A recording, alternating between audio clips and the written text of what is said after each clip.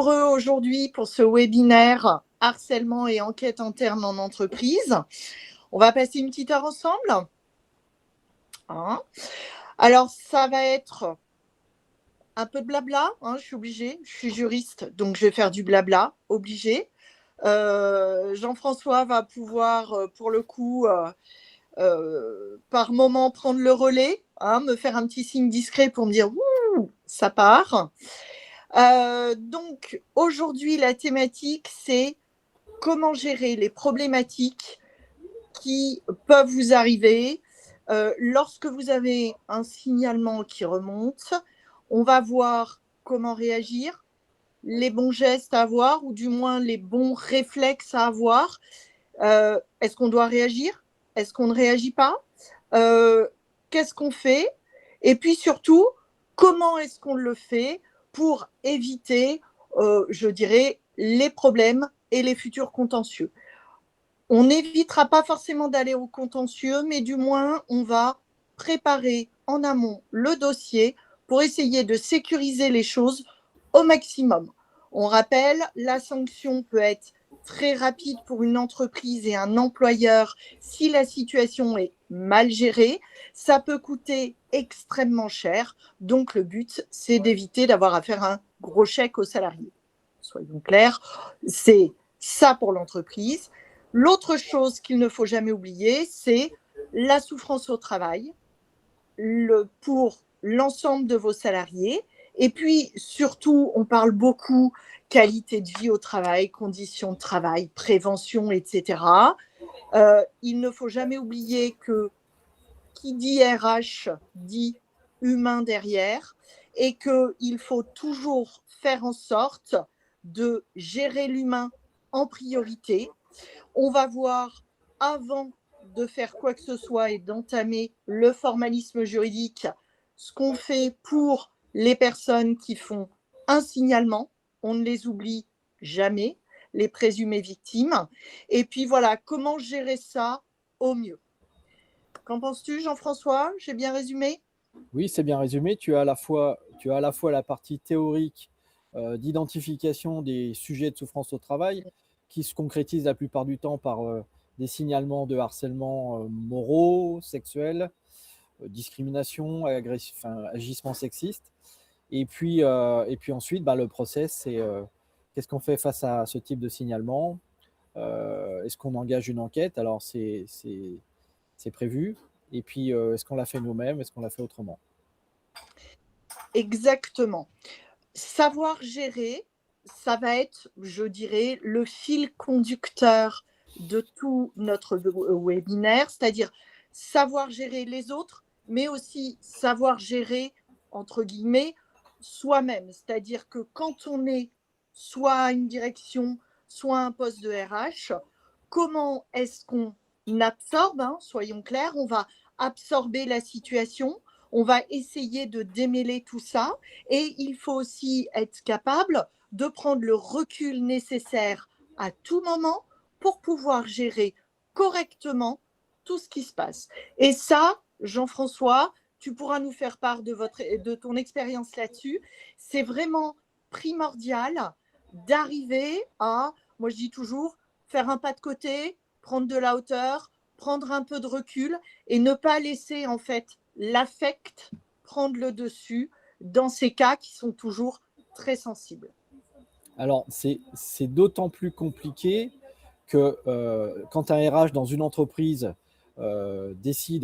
la direction décide de faire une enquête interne, de l'engager soi-même, alors qu'on connaît pratiquement tous les protagonistes, c'est compliqué de récupérer les éléments, de bien les analyser à froid, et c'est aussi compliqué d'entendre les gens pour essayer d'obtenir les renseignements, les informations les plus objectives et les plus véridiques possibles.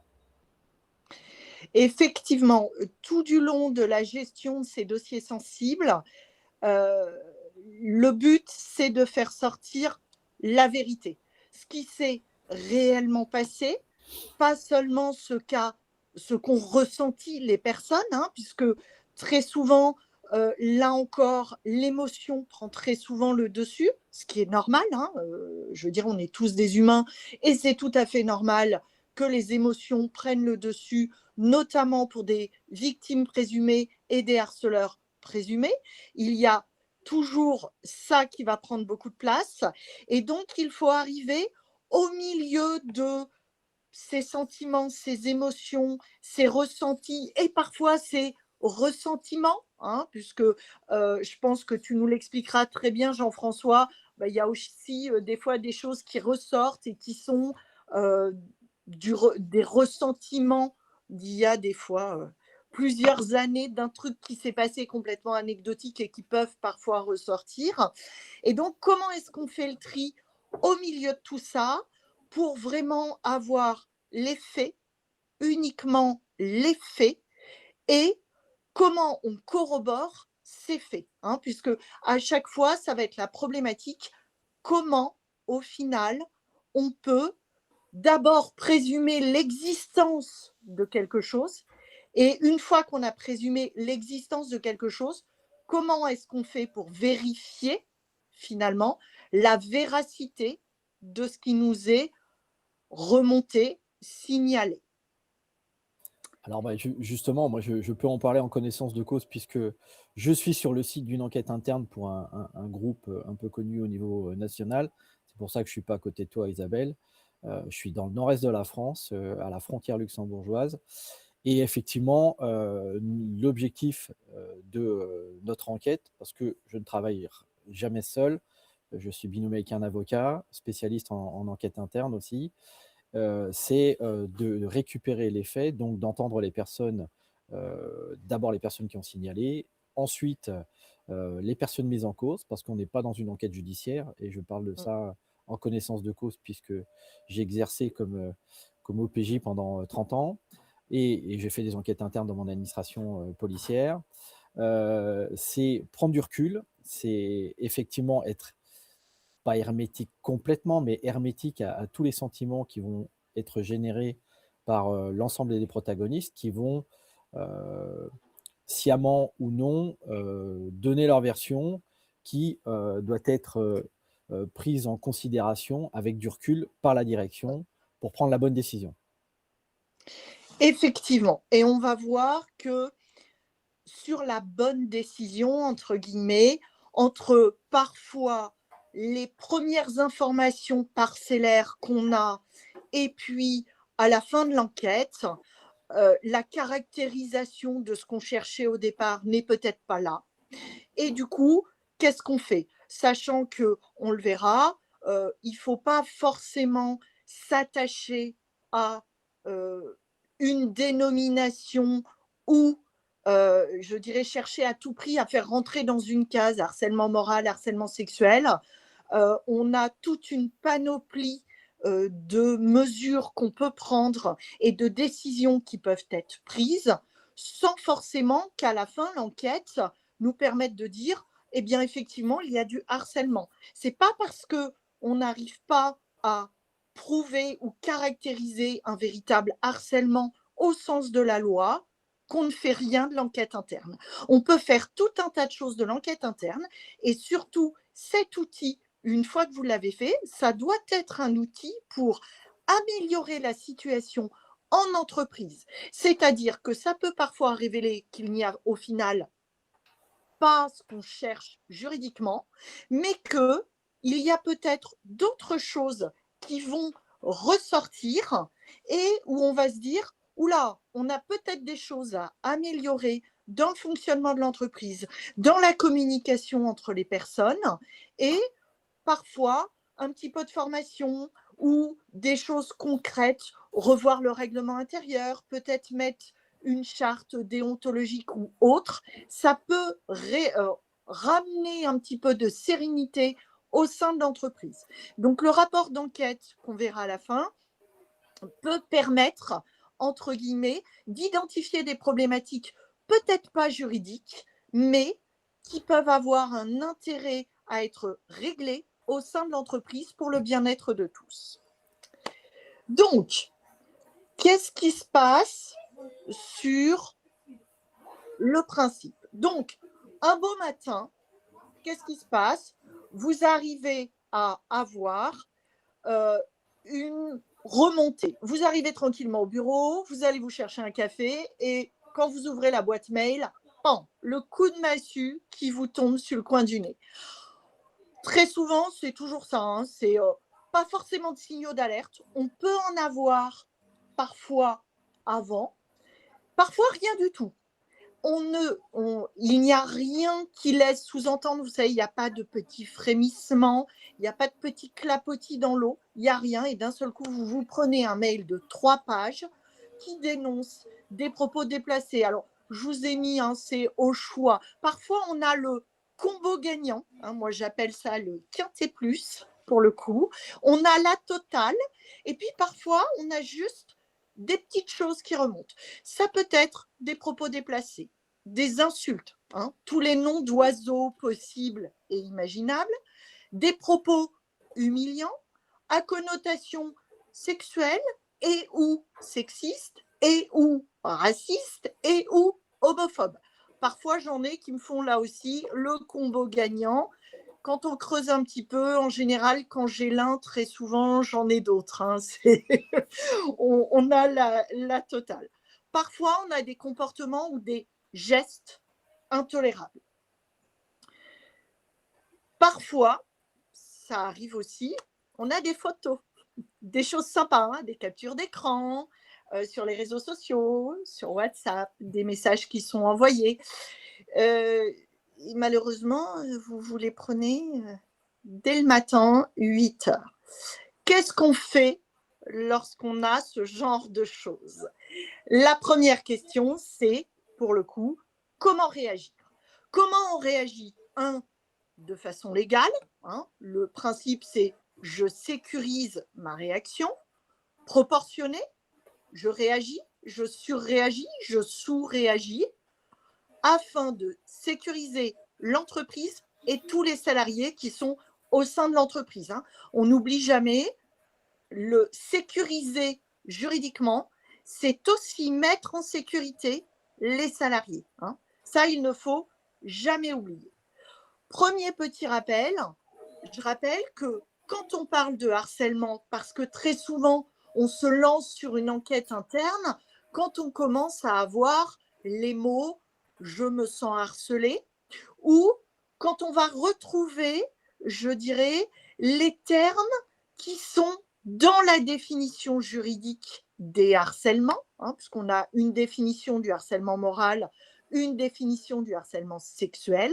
Donc, quand on commence à avoir des mots comme souffrance, boule au ventre, dégradation des conditions de travail, je me sens humilié, insulté, rabaissé, mis au placard, vous voyez, tout ce qui va rentrer pour le coup dans les définitions juridiques, ça doit être le signal d'alerte et se dire qu'est-ce qu'on fait. Dans tous les cas, pour qu'il y ait du harcèlement, sauf cas très particuliers, notamment au niveau du harcèlement sexuel, il faut une répétition, hein. Pour le harcèlement moral, il nous faut à tout prix une répétition. Donc, quand on commence à nous rapporter des propos réitérés, récurrents, des situations qui se répètent, là, il faut avoir, vous voyez, le flash rouge, la sirène qui va s'allumer, se déclencher, où on va se dire, ouh là là, ça commence à être inquiétant. Attention, toute situation de violence qui peut dégrader les conditions de la victime et avoir un impact sur sa santé physique ou psychique doit impérativement être, enfin, il faut impérativement la faire cesser. On ne doit pas laisser perdurer quelque chose qui nous est rapporté. Notamment au niveau professionnel, des situations de harcèlement, il en existe. Mais au-delà du harcèlement, il existe d'autres situations de violence qui sont qui vont peut-être passer un peu plus inaperçues parce que dans les habitudes, dans les usages, mais qui n'en sont pour le moins, qui sont effectivement là aussi de la violence. C'est une violence qui va impacter très fortement les salariés. Alors, sur tout ce qui va être handicap, je vois une question sur, pour le coup, le handicap. Pour le coup, évidemment, c'est une situation et une circonstance aggravante. S'en prendre à une personne qui est en situation, alors, de handicap, mais ça peut être aussi une situation de précarité, hein. La loi va plus loin quand on regarde le code pénal, notamment sur les circonstances aggravantes. Tu me corriges si je me trompe, Jean-François. On parle également de circonstances aggravantes quand on s'en prend à quelqu'un en état de précarité, par exemple économique, euh, ou de situation de handicap. Là aussi, ça doit allumer une double alerte, un double signal, et on doit encore plus faire attention. Au-delà du harcèlement, on a aujourd'hui une classification, je dirais une catégorie que la Cour de cassation aime beaucoup, c'est l'environnement de travail toxique. Là aussi, l'environnement de travail toxique, ça peut être une des clés qui va nous permettre de nous sortir d'une situation avec ce qu'on aura dans l'enquête et ce qu'on va aller, entre guillemets, chercher dans les témoignages, trouver dans les témoignages. Donc, on a tout ce qui est harcèlement, mais il ne faut pas juste chercher du harcèlement et se dire « Ouf, l'enquête a dit que ça n'en était pas, sauvé ». Non, on n'est pas forcément sauvé. Il peut y avoir des choses à faire. Donc, on n'oublie pas les micro-agressions, les incivilités au travail, les abus de pouvoir et autres. Tout ce qui va rendre l'environnement de travail malsain, là aussi, doit être traité. Pourquoi ? Parce que l'employeur doit garantir un environnement de travail sain et sécuritaire. Pourquoi ? Alors déjà, c'est la loi, je vous le rappelle, on va le rappeler vite fait, article L41-21 du Code du travail, pour le coup. L'employeur doit prendre les mesures nécessaires pour assurer la sécurité et protéger la santé physique et mentale des travailleurs. Je rappelle juste, c'est une obligation de résultat. Ça veut dire que si on ne l'atteint pas, par principe, l'employeur est présumé responsable.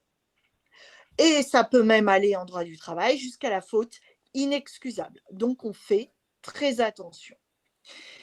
Quelle est l'obligation en cas d'alerte ? Il faut distinguer deux cas. Le premier cas, l'alerte vous est remontée par votre CSE. Dans ces cas-là, peu importe la taille de l'entreprise, hein, je rappelle que le CSE, c'est à partir de plus de 10 salariés. Dans ce cas-là, l'enquête est obligatoire. Pas le choix. Vous faites une enquête conjointe que vous déclenchez avec le CSE.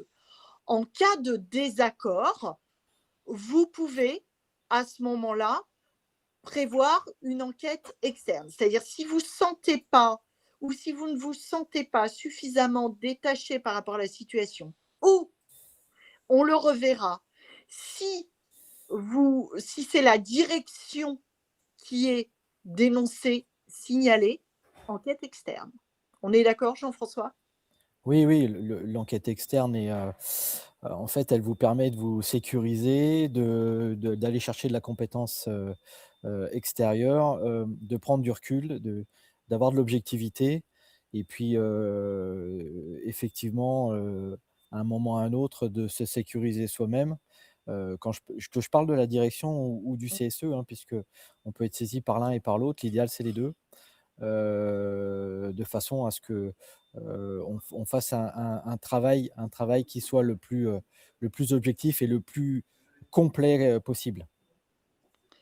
Effectivement. Donc, alerte par le CSE, vous ne cherchez pas, vous déclenchez l'enquête obligatoirement, conjoint avec le CSE.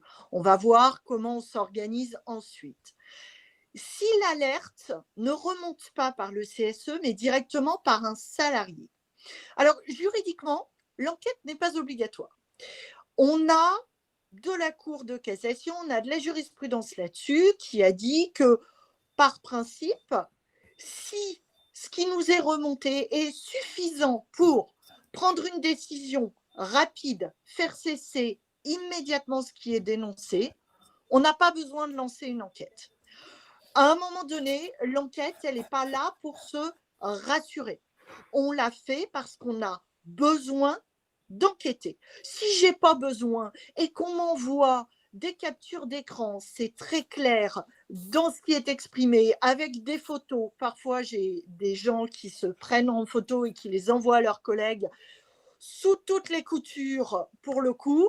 Bah là, c'est quand même assez clair, hein. Je veux dire, quand on voit la personne complètement nue envoyée en photo à un collègue, j'ai pas besoin d'enquêter pendant 107 ans, hein. C'est suffisamment parlant et probant, j'agis. Donc l'enquête reste obligatoire en cas d'alerte du CSE. Pour le reste, c'est à vous de savoir si vous avez suffisamment dans le signalement ou pas. Si ça vous semble un peu léger ou que vous n'êtes pas sûr de pouvoir prouver ce qui est annoncé dans le signalement, ce qui a été dénoncé, à ce moment-là, il faut impérativement diligenter une enquête. Donc, on a cette absence d'automatisme, pour le coup, à condition d'avoir des éléments suffisamment précis et concordants. Le but, c'est ce que retient la Cour de casse, en fait, c'est de se dire comment est-ce que j'ai pu respecter mon obligation de sécurité sans faire d'enquête interne. Si je peux justifier que j'ai pris toutes les mesures de manière à préserver la santé et la sécurité du salarié présumé victime, ça suffit. Il y a évidemment des arrêts de cour de casse, dont un du 12 juin 2024. Et puis surtout, ça avait été précisé dans le rapport de Madame Hoth, conseillère à la Cour de cassation, avant même cette jurisprudence, pour expliquer que justement l'enquête interne, c'est pas non plus fait pour se cacher derrière.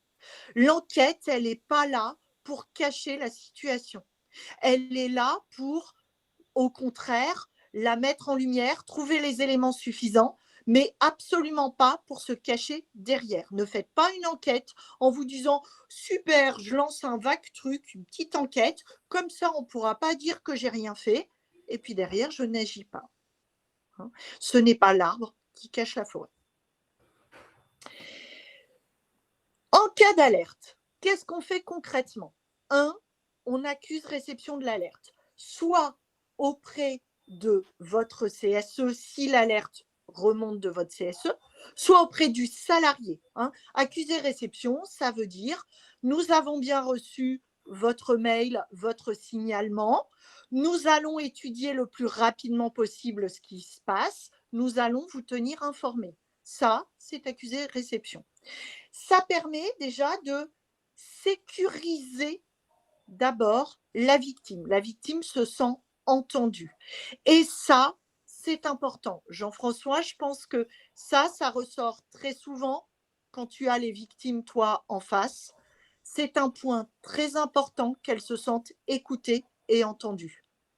Alors effectivement, tu parles du début de l'enquête, Ouais. le jour J, c'est le début de l'enquête, la décision de la direction du CSE de prendre en main, la souffrance, signalée et ensuite c'est, d'écouter. Alors, on travaille en général sur de l'analyse d'abord de documents. Tu parlais de vidéos, Mm. de photos et cetera, ce qui sont effectivement les plus simples. Ce que je peux rajouter, c'est qu'il faut vérifier aussi la provenance et la véracité de ces supports parce Oui. qu'aujourd'hui, on a capacité à faire, énormément de choses avec l'IA. Heu, 2e temps, beh, effectivement, c'est le travail sur les personnes où on va écouter, d'abord, le signalant victime, qui va vivre un moment, où il va pouvoir, hem, décliner l'ensemble de ses récriminations vis-à-vis de tel ou tel. Et la plupart du temps, quand on a terminé l'entretien, les personnes me disent: «Je me sens», je l'ai encore eu tout à l'heure, «je me sens nettement mieux, au moins j'ai pu Mm. parler à quelqu'un qui m'a écouté».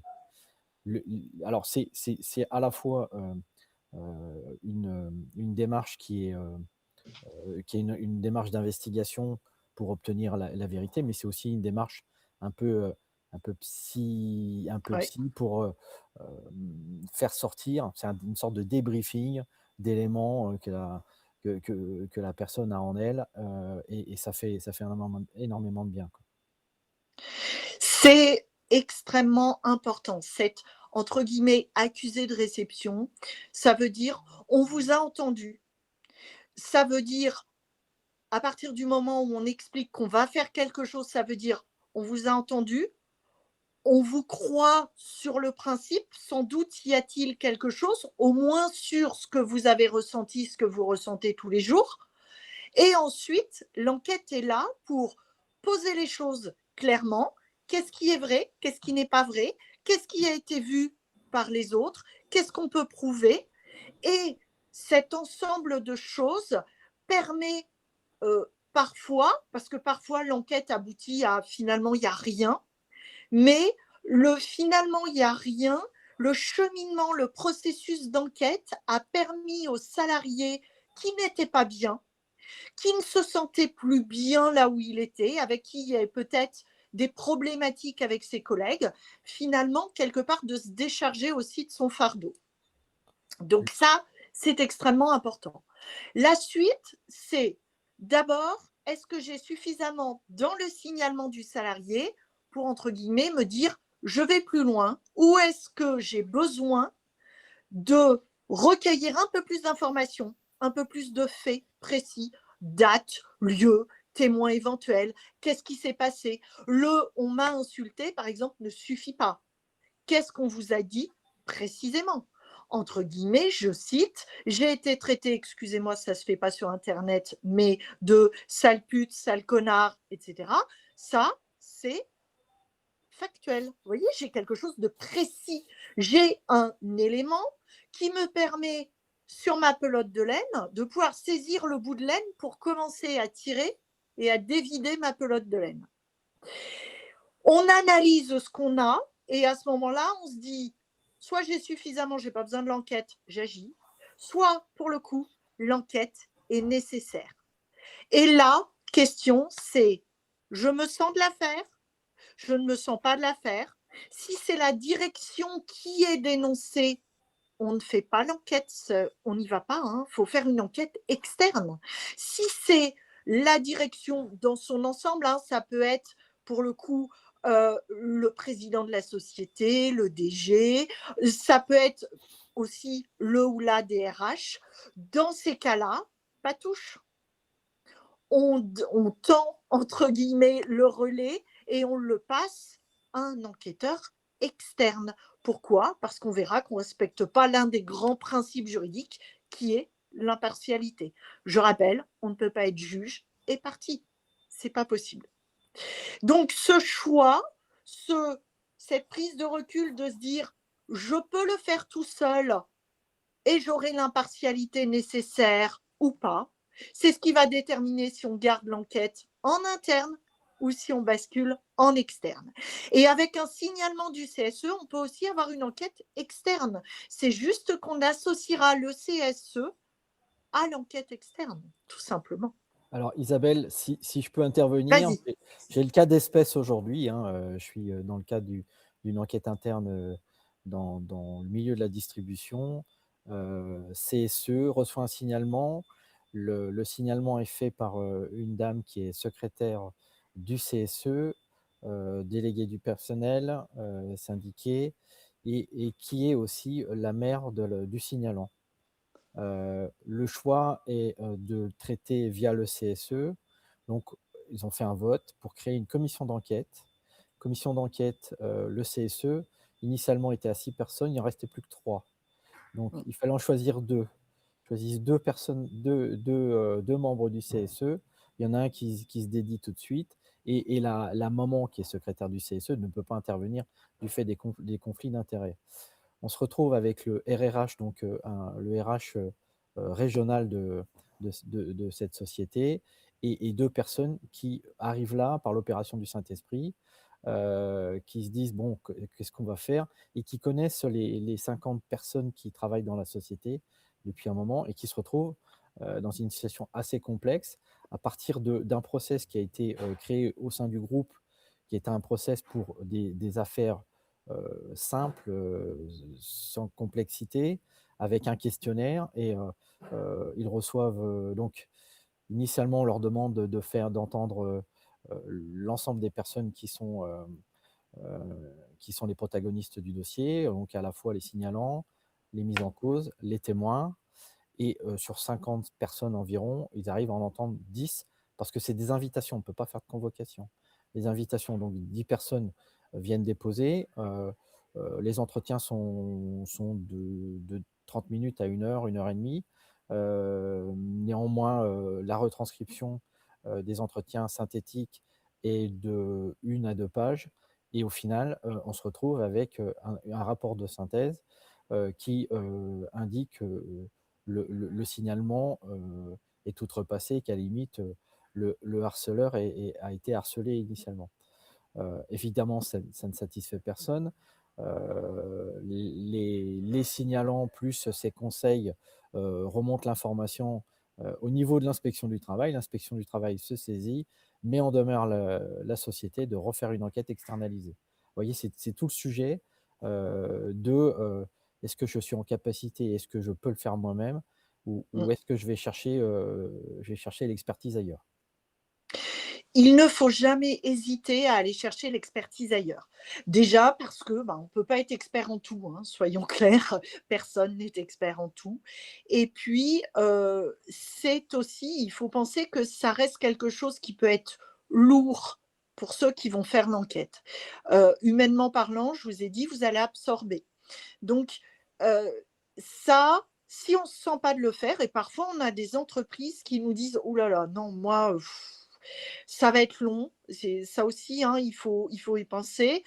Comme a dit Jean-François, c'est du temps à passer, hein, le recueil des témoignages, on passe du temps avec les salariés, c'est chronophage, c'est pour le coup, entre guillemets, «assez dur» parce que, parfois il y a des témoignages qui sont difficiles, hein, où c'est compliqué, des choses à entendre. Donc il faut jamais hésiter à passer la main et à aller chercher quelqu'un qui fera l'enquête de façon externe. Alors, j'ai une question sur, pour le coup, obligation de moyens renforcés. Alors là, on est sur du juridique. Oui, l'obligation de résultat, elle reste au niveau de la Cour de cassation pour les obligations de l'employeur en matière de sécurité. Ce qu'on appelle l'obligation de moyens renforcés, je vais l'expliquer très très vite. En fait, c'est une problématique de preuve. Quand on parle d'obligation de moyens et d'obligation de résultat en droit, la question c'est comment est-ce que je fais pour prouver que je ne suis pas responsable de quelque chose. Quand j'ai une obligation de sécurité de résultat, je ne peux pas, par principe, prouver que je n'en suis pas responsable. Quand j'ai une obligation de moyens renforcée, ça veut dire que je peux, entre guillemets, démontrer que je n'ai commis aucune faute et que, par conséquent, je ne suis pas responsable. Là, sur la responsabilité de l'employeur, on est plutôt et toujours sur une obligation de sécurité de résultat. Je dois faire en sorte que mes salariés ne voient pas leur santé physique et mentale affectée par ce qui se passe au travail. Alors, ce qu'il faut ne jamais oublier, c'est que si l'employeur a réagi rapidement, en général, ce n'est pas l'employeur qui va se retrouver en justice. Un employeur qui agit, qui va faire tout ce qu'on va voir ensuite, qui va immédiatement mettre en sécurité la victime, lancer l'enquête, faire le nécessaire si c'est avéré, le salarié victime ne va pas aller l'attaquer au prud'homme, puisque pour le coup, la situation en général est réglée. C'est quand l'employeur est inactif que sa responsabilité risque d'être recherchée.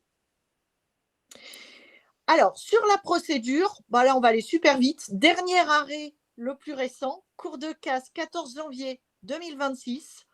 Aucune disposition du Code du travail n'impose à l'employeur de mener une enquête interne en cas de signalement de harcèlement sexuel. En fait, l'employeur doit dire s'il fait une enquête ou pas. Et comme j'ai aucune disposition sur l'enquête interne dans le Code du travail, qu'est-ce qui se passe? Ça veut dire que c'est à l'employeur de décider, pour le coup, comment il va réaliser son enquête. D'abord, premier truc, moi ce que j'appelle les mesures d'urgence. Avant de commencer à lancer le branle-bas de combat sur l'enquête, premier réflexe, je protège le salarié qui s'estime victime.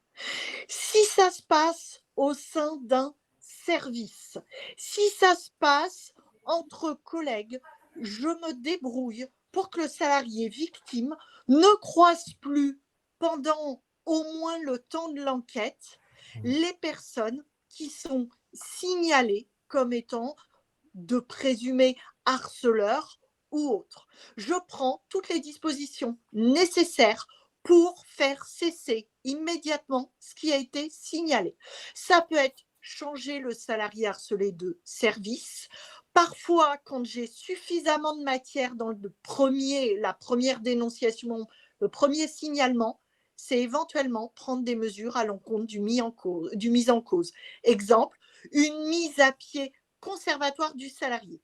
Je rappelle que la mise à pied à titre conservatoire n'est pas une sanction. C'est, on a suffisamment de choses, entre guillemets, qui nous alertent, qui nous inquiètent, qui nous font penser que peut-être il y a quelque chose.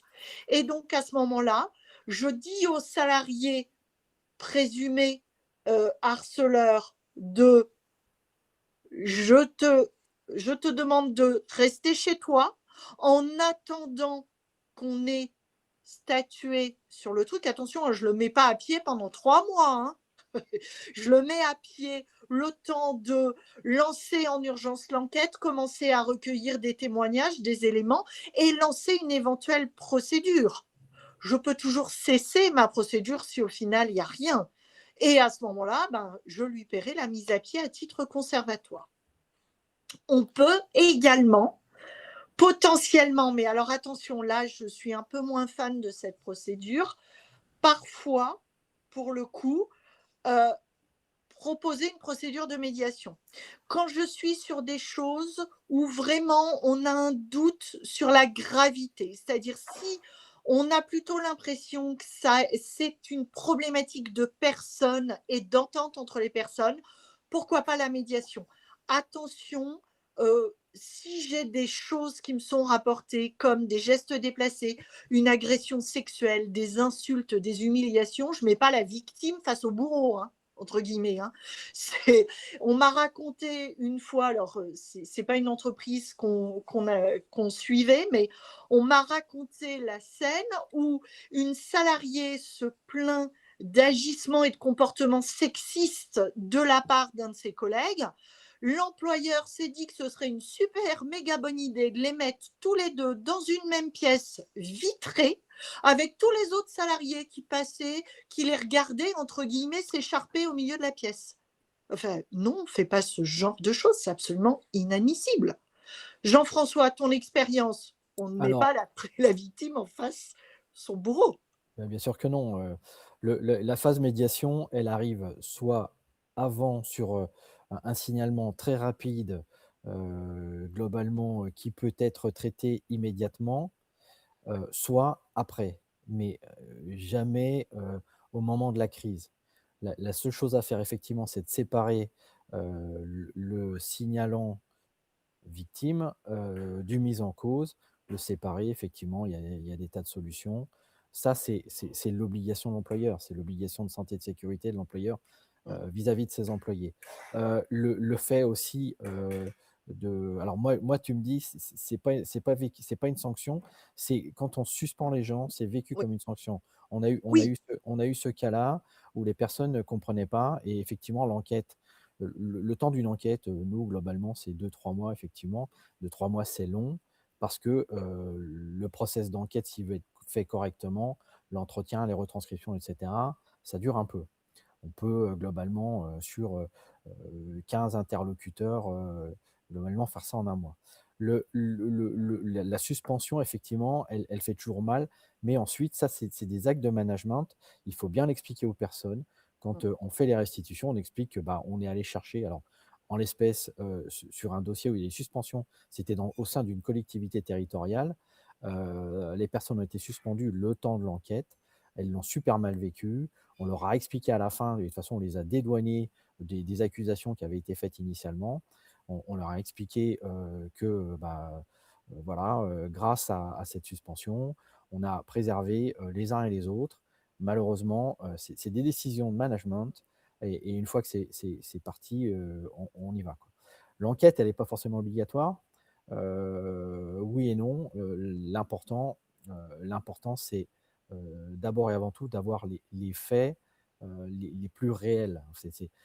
C'est le qui, où, quand, quoi, comment, Mmh. avec qui, pourquoi, etc. Et ça, soit on est en capacité de le faire, effectivement, soit on va chercher la ressource ailleurs. Je vois qu'il y a une dame qui est intervenue sur le fait que bon, elle était face à du comportement toxique et que globalement, bah, c'est elle qui est partie, on l'a licenciée. Mmh. Euh, oui, ça peut arriver, mais il faut savoir qu'elle-même, en interne, elle peut peut-être plus faire grand-chose parce que la direction a pris sa décision, mais qu'en externe, elle peut aussi aller taper à la porte de l'inspection du travail. Si c'est du harcèlement moral ou sexuel, elle peut aller taper à la porte d'un commissariat de police et agir sur un autre spectre, ce qui lui permettra d'obtenir satisfaction dès lors que les faits sont établis. Merci Jean-François. Bon, alors, sur le déroulement de l'enquête, juridiquement, premier réflexe, hein, je vous le rappelle, avant de se lancer et de foncer tête baissée dans l'enquête, attention, vérifiez d'abord si vous n'avez pas un document interne d'entreprise qui vous donne un déroulé d'enquête. Et oui, parce que parfois, en fait, euh, on fait des procédures dans tous les sens. On a un accord d'entreprise où on a mis un super truc en place dans le règlement intérieur, puis on l'a oublié. Donc d'abord, on vérifie si on ne s'est pas mis nous-mêmes une contrainte dans nos documents internes sur le déroulé de l'enquête. Soit on a quelque chose et à ce moment-là, on va appliquer ce qui est prévu, ce qui a été, entre guillemets, rendu public aux salariés. Soit si je n'ai rien, à ce moment-là, on décide de la procédure en adéquation avec le cas. Hein. Donc, sur la commission d'enquête, je vous ai mis si en interne, d'abord, jamais la personne impliquée par les faits, jamais ses amis proches, jamais ses collaborateurs proches, hein, pour le coup. Il faut qu'on soit sur du respect de l'impartialité, ça c'est le plus important. On évite aussi l'effet tribunal avec 10 personnes en face, hein, qui vont écouter, là, qui vont... là, il faut penser que les personnes, si elles ont 10 personnes en face, elles vont être intimidées. Et donc, recueillir un témoignage dans une situation où elles sont intimidées, ça risque d'être très compliqué. Hein. Donc, on évite l'effet tribunal. Puis surtout, on n'oublie jamais d'externaliser l'enquête s'il y a besoin. Le recueil du témoignage, là, je vais plutôt laisser Jean-François faire sur quels sont pour toi les points clés à respecter pour recueillir un témoignage qui soit probant, fiable et où tu arrives à avoir, entre guillemets, suffisamment d'éléments, soit pour infirmer le signalement, soit au contraire pour le confirmer. Alors, le témoignage, moi je vis avec mon expérience et globalement, je travaille qu'avec des gens d'expérience. C'est-à-dire des gens qui ont fait de l'enquête, alors principalement, de l'enquête publique pendant 20 ou 30 ans et qui ont entendu déjà. C'est-à-dire que, on a, une certaine culture de l'entretien. Alors on va pas parler d'interrogatoire, on va parler d'entretien. C'est-à-dire qu'on écoute les gens, on est dans l'empathie et on les laisse parler essentiellement. Ensuite, au regard du signalement qui nous a été donné, on essaie d'extraire les informations qui vont matérialiser ou pas l'infraction de harcèlement, d'agression sexiste, etc. Donc il faut avoir quand même une petite culture juridique pour savoir ce qu'est un harcèlement moral, par exemple. Il y a des actes répétés. Globalement, la jurisprudence demande qu'il y en ait trois, alors même si répété, c'est à partir de deux. Ensuite, vous avez l'impact sur les conditions de travail qui est à plusieurs reprises, et puis ça peut être dans le comportement positifs ou négatifs, des gestes, des paroles, des attitudes qui font qu'à un moment ou à un autre, dans l'entretien, la première chose qu'on fait, c'est qu'on rappelle les garanties, puisqu'il y a des principes fondamentaux du droit qu'on doit respecter, c'est-à-dire que chaque personne, euh, quand on s'entretient avec elle, a droit à un certain nombre de choses. Alors, vous l'avez vu à la télévision, dans des interrogatoires, vous avez le droit de garder le silence, vous avez le droit de vous faire assister, etc. Donc, c'est des garanties qu'on rappelle systématiquement. Nous, ce qu'on fait, c'est on propose d'enregistrer l'entretien de façon à récupérer les éléments. On ne fait pas de synthèse, sauf si quelqu'un veut parler anonymement, ou alors on va reprendre ses propos parce qu'on va respecter son anonymat. Si ce n'est que l'anonymat, si jamais on va au contentieux, ça risque de poser problème. Ensuite, on se présente, on laisse la personne se présenter et on la canalise petit à petit vers ce qu'elle a envie de dire pour resserrer petit à petit sur le recueil d'éléments matériels. Et par expérience, à un moment ou à un autre, on l'amène vers la temporalité, la matérialité des faits, etc. Pour que la personne, au-delà de se libérer, qui est essentiel, apporte les éléments qui permettront effectivement d'affirmer ou de confirmer l'infraction signalée. Alors, j'ai Laurent qui nous demande comment on sensibilise les équipes aux micro-agressions qui, cumulées, peuvent s'apparenter à du harcèlement. Bon, là, c'est le rôle de la prévention et de l'obligation de sécurité pour le coup de l'employeur. La prévention, c'est aussi sensibiliser pour le coup à toutes effectivement ces micro-agressions. Par expérience, ce qui marche, c'est la formation. Soyons clairs, c'est expliquer pour le coup aux équipes en quoi finalement des choses qui peuvent leur paraître anodines, des remarques, des blagues, des propos, des gestes peuvent finalement être mal perçus, ressentis ou peuvent être au bout du compte agressifs, violents pour la personne qui est en face. Et pour moi, il n'y a rien de mieux que la formation.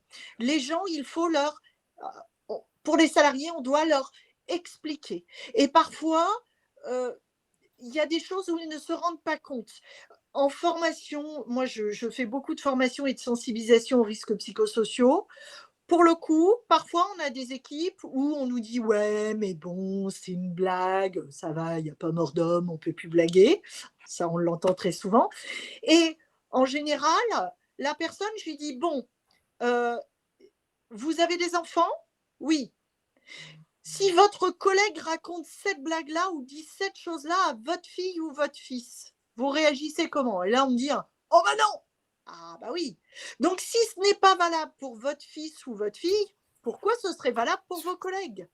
Vous voyez, en fait, c'est l'explication, c'est vraiment le côté sensibiliser, faire comprendre que rien n'est jamais anodin. Ça ne veut pas dire on se tait, on ne dit plus rien, on ne blague plus, etc. C'est, vous savez, c'est le fameux adage, on peut rire de tout, mais pas avec tout le monde. Et bien, c'est exactement ça. À partir du moment où en face, vous n'avez pas de consentement pour recueillir la blague, les propos, le geste ou autre, on arrête. Donc ça, c'est essentiellement la formation qui permet de sensibiliser aux micro-agressions.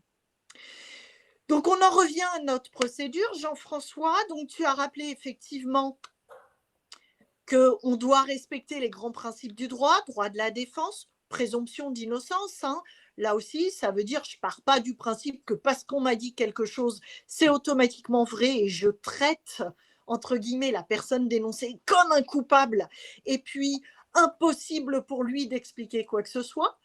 L'impartialité, ça revient avec effectivement, quand ça vient de l'employeur, on se dit qu'on n'aura pas d'enquête interne. Non.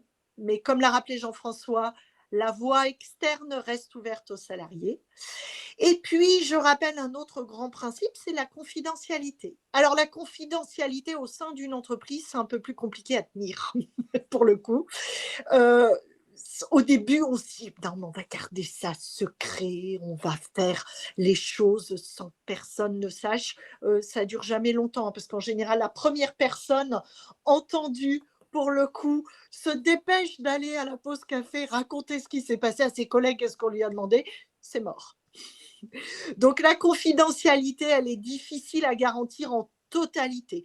On peut essayer et il faut essayer quand même de faire ça le plus proprement possible, hein, parce que je rappelle que à partir du moment où dans l'entreprise, tout le monde sait qu'une enquête interne est diligentée contre un tel ou une telle, bah, pour le coup, c'est le tribunal populaire. Hein, c'est à tous les coups, il est coupable. Le fameux il n'y a pas de fumée sans feu.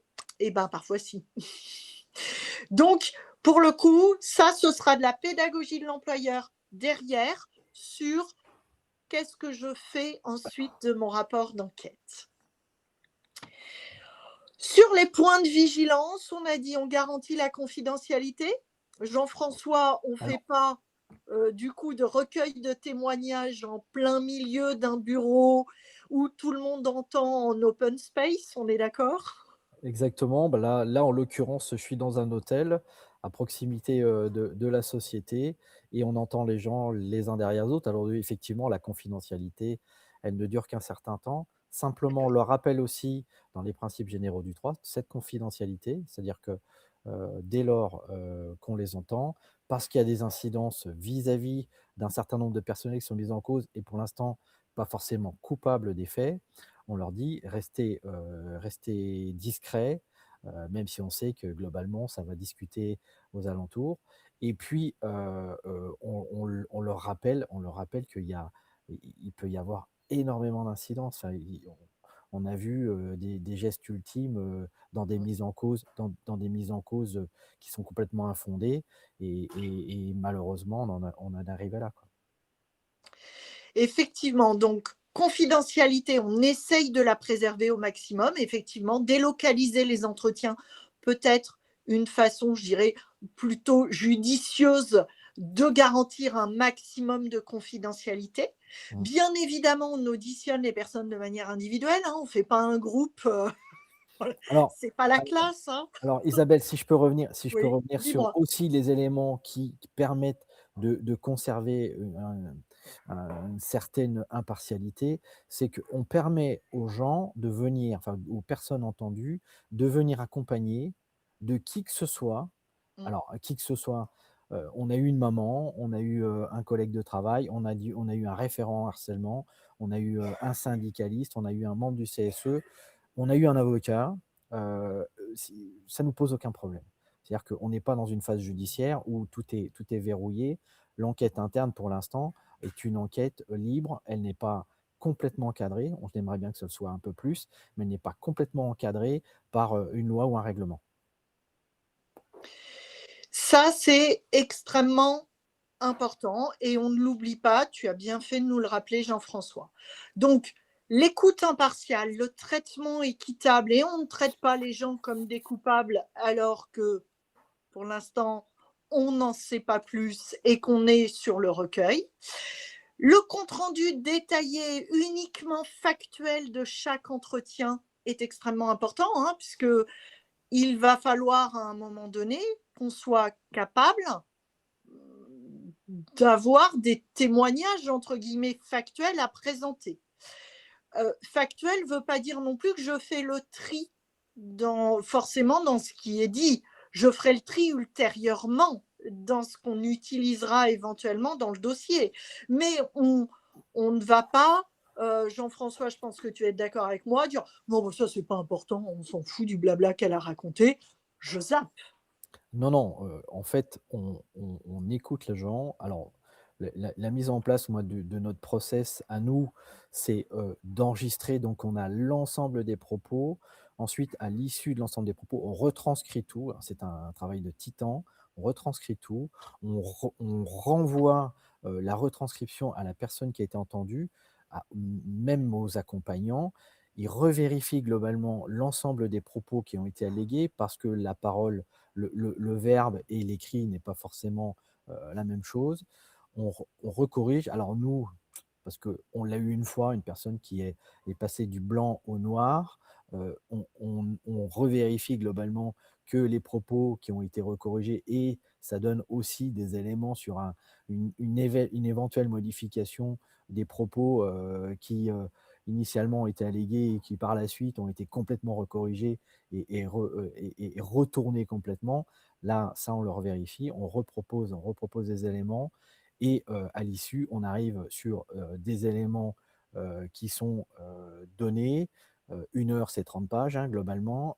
À partir de là, par culture, parce que c'est mon métier, on arrive à extraire les éléments matériels. Il faut aussi qu'on précise que cette enquête interne, c'est aussi un outil de management. Tu le disais au début, on vérifie si les signalements est réel, mais aussi on a plein d'informations qui sont derrière et qui peuvent être utilisées par la direction ou par le CSE pour éventuellement améliorer les choses. Parce qu'en général, quand les gens sont entendus par des personnes externes, elles se lâchent, elles donnent plein d'informations qui ne sont pas forcément dans le canal interne. Ça c'est aussi, ça fait participe à cet outil de management. Et puis, récupérer les éléments matériels, bah, c'est un vrai métier, hein, pour construire son rapport de synthèse qui aujourd'hui est le seul document que l'on peut transmettre à toutes les parties. Alors, je rappelle quand même, on garde un œil sur la montre, hein. La montre, ça veut On dire est quoi? presque. Je rappelle qu'on a un délai de prescription pour une sanction éventuelle qui est 2 mois à Mmh. compter du jour où l'employeur a eu connaissance des faits. Alors, la cour de casse nous aide un petit peu pour le coup. Quand il y a une enquête interne, la cour de cassation considère que le point de départ du délai de prescription pour sanctionner le salarié, c'est à compter des résultats de l'enquête, c'est-à-dire de la remise du rapport d'enquête. Alors attention parce que on a une jurisprudence qui a considéré que, en fait, ce qui avait été signalé en amont avant l'enquête interne était suffisamment précis, corroboré, prouvé, et que finalement l'enquête interne avait été juste un moyen pour l'employeur de gagner du temps. Et en fait, ils ont reporté le point de départ du délai de prescription au signalement. Donc attention, hein, si j'ai des choses suffisamment précises, je ne fais pas une enquête pour gagner du temps. Je la fais parce que j'en ai besoin, hein. Ça, c'est important. Donc, sur le rapport d'enquête, j'ai fait un petit rappel succinct de, en gros, euh, ce qu'on doit trouver dans un rapport d'enquête. Je ne vous indique pas comment le rédiger, mais à minima, ce que je dois avoir. Jean-François, je pense que tu vas me confirmer ce que j'ai mis. Le détail de la procédure, nom et fonction des enquêteurs, la durée de l'enquête, nombre et identité des salariés entendus, qui ne sortira pas, hein. Le principe, c'est ça, l'employeur l'aura.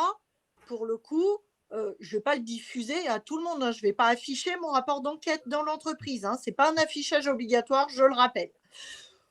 Les modalités de l'enquête, puis la synthèse des éléments recueillis, hein, notamment les témoignages, les conclusions des enquêteurs, s'ils arrivent à se mettre d'accord, hein, parfois on n'a pas d'accord, hein, quand il y a plusieurs enquêteurs, Mmh. et la présentation des recommandations. Jean-François, tu as des précisions à apporter? Ouais, sur la partie liminaire, globalement, nous, on rappelle la lettre de mission parce que c'est l'acte de commandement de la mission ou le mandat qui nous est délivré. Donc, alors, on aide, hein, de temps en temps les entreprises parce qu'elles ne savent pas trop ce qu'il faut dire, écrire, etc. Ensuite, on rappelle globalement la situation, donc l'exposé des faits. Euh, Après, on arrive effectivement sur notre méthode, qui est une méthode. Alors nous, on est en plus ISO 37008, ça veut dire qu'on a été certifié aujourd'hui comme étant des experts de l'enquête interne. À l'issue de la méthode, on rentre dans le fond, donc on était passé sur la forme, on rentre dans le fond, donc la synthèse des éléments euh, transmis, alors écrits, transmis par les différents protagonistes, la direction, le CSE, le signalant, le mis en cause, les témoins, etc. Donc on a tout un sujet d'analyse documentaire, Et puis ensuite, on conduit les entretiens, on reprend les éléments factuels, les éléments matériels des entretiens pour arriver à une conclusion. La conclusion, elle dit oui, non ou peut-être, parce que parfois, ben, on est sur du peut-être. Et des préconisations, bah, la préconisation, c'est globalement l'ensemble des choses que tu nous as dites tout à l'heure. C'est la formation. Souvent, un manager était un excellent technicien, mais pas un bon manager. Ouais. Ça s'apprend, mais aussi c'est un peu inné. Deuxième temps, la séparation, c'est-à-dire que la séparation entre le signalant qui ne supporte plus la personne qui l'a agressé, qui l'a signalé, qui l'a violenté.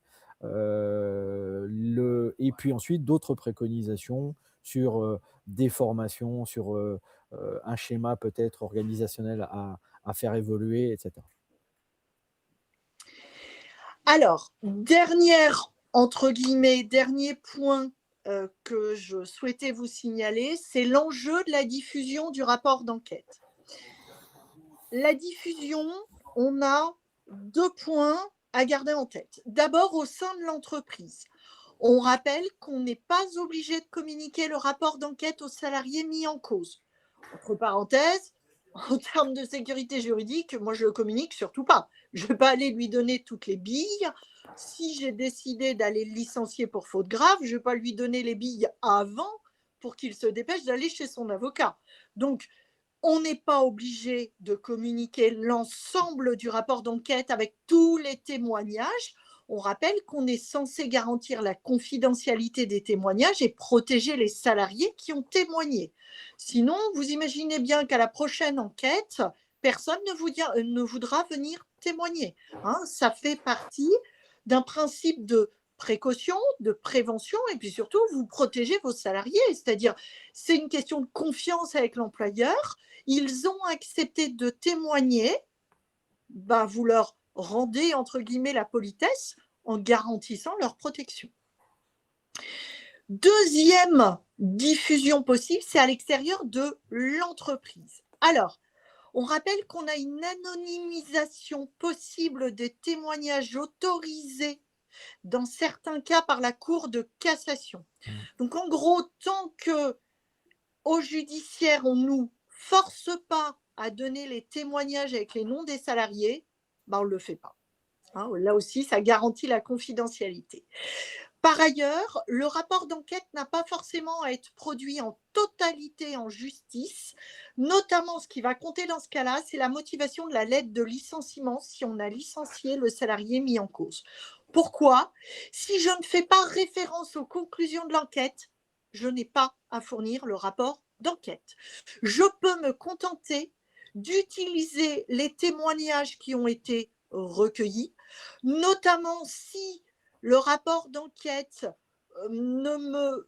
c'est pas qu'il ne me convient pas, mais au final, il conclut qu'il n'y a pas vraiment de choses probantes pour caractériser un harcèlement.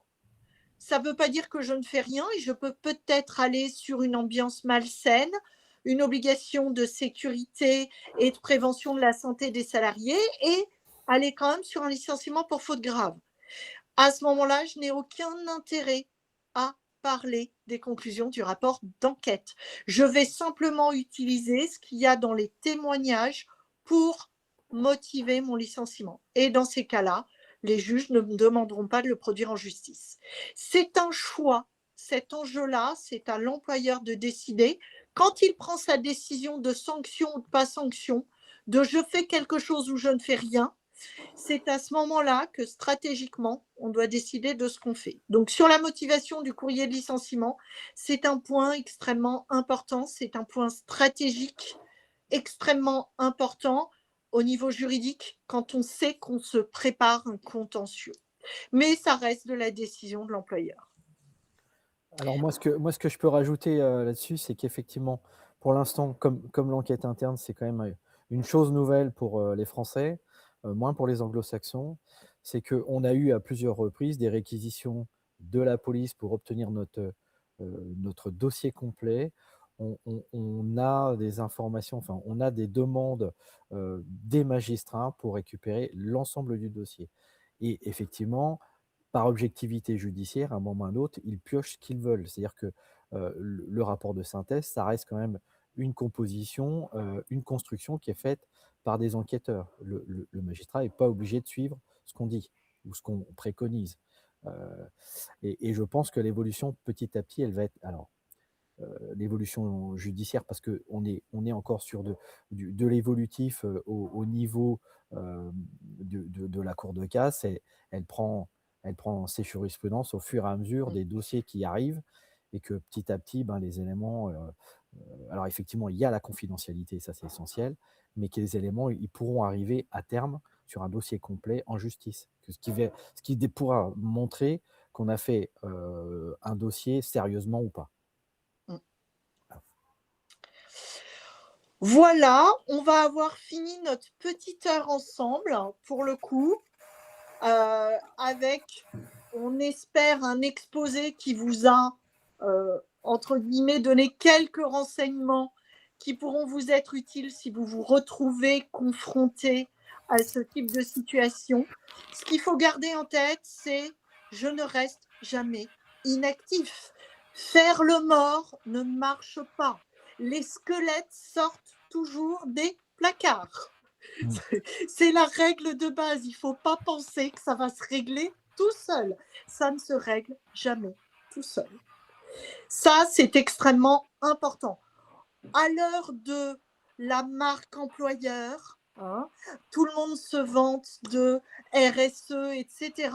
Il ne faut pas se contenter, entre guillemets, de faire de la RSE washing et pour le coup, de juste revendiquer une marque employeur et derrière faire le mort quand il y a une problématique RH au sein de la société.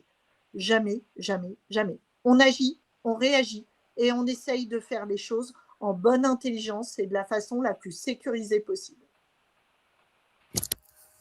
Quelque chose à rajouter, Jean-François ? Non, je confirme, et ben, je vais y retourner justement, je vais chercher des preuves. Super, et écoute, bonne enquête à toi. Merci. Et puis, merci à tous de nous avoir suivis. Et puis, je ne sais pas si le fil du chat reste ouvert ultérieurement. Oui, non, non. Par contre, vous avez nos profils sur LinkedIn pour ceux qui suivent. Si jamais vous avez des questions complémentaires à poser, n'hésitez pas, vous passez par nos profils. Exactement. Merci à tous. Bonne journée. Bonne journée, au revoir. Au revoir. Au revoir.